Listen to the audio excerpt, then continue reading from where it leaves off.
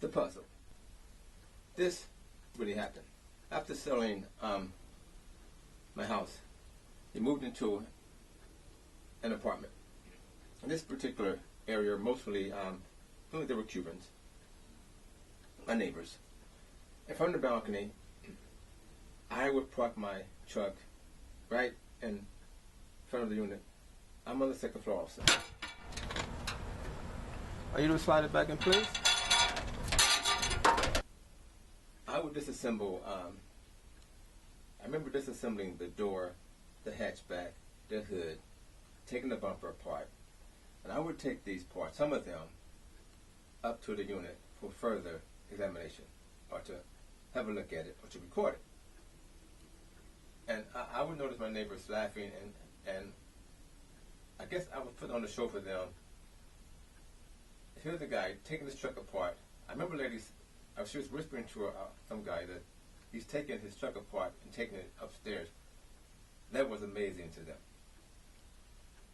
But I would learn by hands-on, assemble, disassemble, reassemble, and that's how I would comprehend.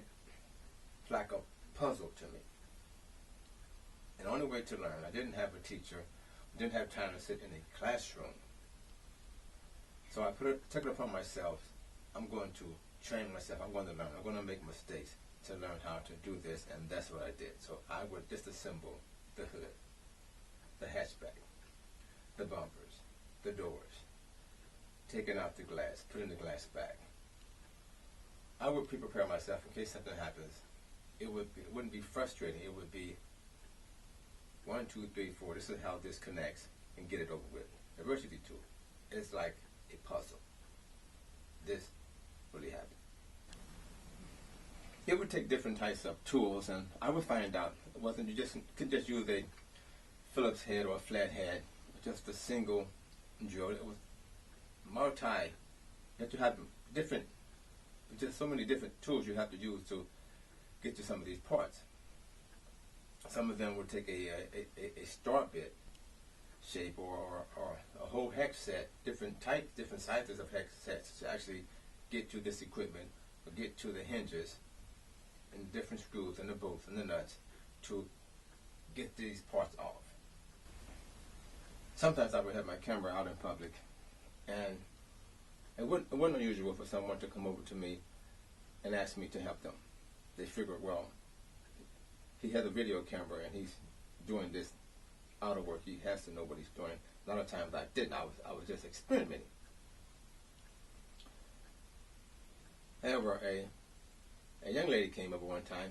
I was parked outside of AutoZone in the shade and working on my vehicle. I think I was doing some major work.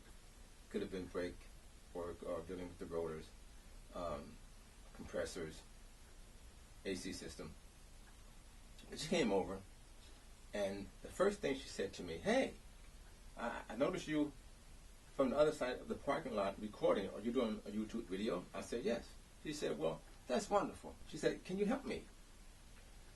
And I asked her, what did she want? She said, "Well, I was over at AutoZone, and they're very busy. I just need somebody to put a headlight bulb in my SUV." I said, "Well, I'll give it a try." So I disassembled her globe, was able to push back the covering, and accessed her blown bulb, put the new one in, and reconnected everything, and told her, "I'm done." She proceeded to pay me. I said, "No, that's not necessary." She said, "No, I want to," and she did. So sometimes I get paid just recording videos on my own, and someone shows up and asks for my help. Adversity too. This really happened.